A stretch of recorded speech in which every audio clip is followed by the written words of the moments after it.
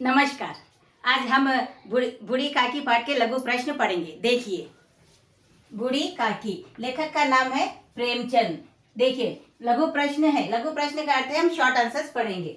देखिए प्रश्न, देखिए, प्रेमचंद की कुछ रचनाओं के नाम लिखिए। देखिए, प्रेमचंद की रचनाओं के नाम लिखना है। उन्होंने कितनी कहानियां लिखी है और कितने उपन्यास लिखे हैं हमें कहना है।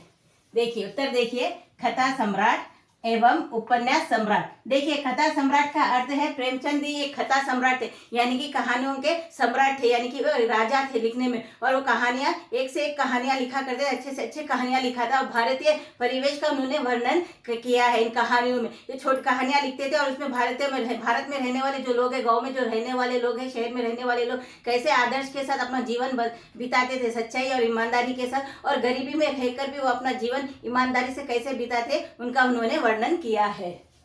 देखिए, एवं उपन्यास सम्राट, उपन्यास सम्राट का उन्हें भी उपाधि दी गई है। उपन्यास सम्राट यानी कि वह एक राजा थे, किंग थे, क्योंकि वो उपन्यास और कहानियां बहुत ही अच्छे ढंग से एक सच्चाई के आधार पर, यथार्थ यानी कि सच्चाई के आधार पर उन्होंने जो भी अपनी आंखों से देखा था उन्हीं का वो अपनी कहानियों और उपन्यासों में उनका वर्णन किया करते थे। इसीलिए उन्हें यहाँ पर कथा सम्राट और उपन्यास सम्राट की उपाधि उन्हें दी गई। देखिए, प्रेमचंद ने यथार्थवाद और आदर्शवाद से संबंधित लगभग 300 कहानियां। देखिए, वे यथार्थवाद यानी कि सच्चाई जो उन्होंने अपनी आंखों से देखा है, तो उन कहानियों को उन्होंने महसूस किया है, उन पात्रों को उन्होंने देखा है, समझा है, अपने गांव के वातावरण को समझा है, तो तब जाकर उन्होंने कहानियां लिखी। उन्होंने जो भी अपनी आंखों से देखा उन पात्रों को लेकर उन्होंने कहानियां और उपन्यास लिखे हैं। देखिए, और आदर्शवाद से संबंधित, आदर्शवाद का अर्थ है, देखिए, गरीबी में रहकर भी, बहुत ही गरीबी से दयनीय स्थिति में रहकर भी वो कैसे आदर्श के साथ अपने मर्यादा में रहकर वो अपना जीवन बिताते थे, तो इसका इसमें वर्णन किया गया है। से संबंधित लगभग 300 कहानियां।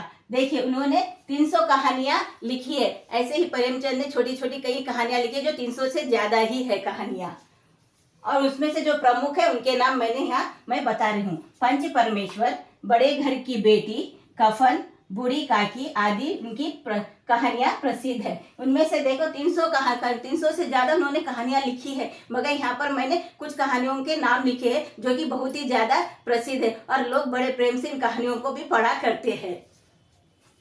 देखिए, कहानियां प्रसिद्ध है। अब गोदान, गबन, प्रेमाश्रम, सेवा सदन, निर्मला, रंगभूमि, प्रतिज्ञा, कायाकल्प आदि प्रसिद्ध उपन्यास है। देखिए यहाँ पर, और ये सारे उन्होंने 15 से ज्यादा उपन्यास लिखे हैं उन्होंने, जो कि उन्होंने भारतीय परिवेश में रहने वाले लोगों में, गांव में, शहर के जो है उन पात्रों को लेकर उनके जीवन से जुड़ी हुई सारी घटनाओं का उन्होंने उसमें वर्णन किया, और एक एक पात्र को उन्होंने सच्चाई के साथ, ईमानदारी के साथ, यथार्थवाद के आधार पर, यानी कि सच्चाई में उन्होंने जो अपनी आंखों से देखी है उन पात्रों को साथ हमने आंखों के सामने जो जो घटनाएं घटी है उन्हीं घटनाओं को लेकर उन्होंने इन उपन्यासों में उनका वर्णन किया है।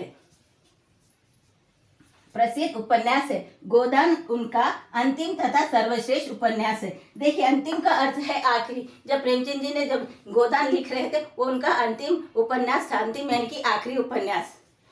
और देखिए, सर्वश्रेष्ठ उपन्यास है। सर्वश्रेष्ठ यानी कि सबसे अच्छा उपन्यास है, सबसे उत्तम उपन्यास है, यानी कि उन्होंने जितने भी 15 उपन्यास लिखे हैं, 15 से ज्यादा उपन्यास उन्होंने लिखे, उनमें से सबसे ज्यादा प्रसिद्ध उपन्यास जो था गोदान था।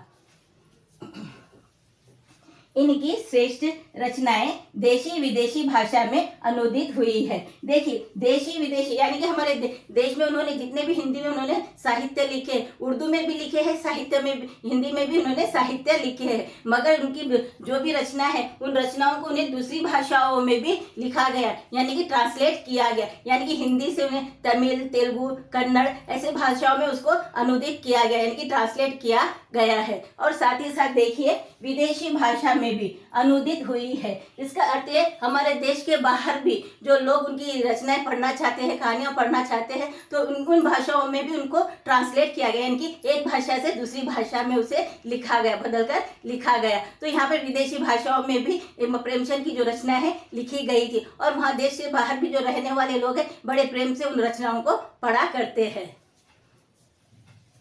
और फिल्में भी बनाई गई है। और देखिए प्रेमचंद की रचनाओं को लेकर, उनकी कहानियों को लेकर, उपन्यासों को लेकर कई फिल्में भी बनाई गई है। आज भी वो फिल्में लोग देखा करते हैं और उनकी उपन्यासों को, कहानियों को पढ़ा करते हैं। इस प्रकार यहाँ पर, इसीलिए यहाँ पर देखिए प्रेमचंद को कथा सम्राट और उपन्यास सम्राट कहा गया है। इसी तरह के वीडियोस देखते रहने के लिए लाइक, शेयर, कमेंट करें और सब्सक्राइब भी जरूर करें। धन्यवाद।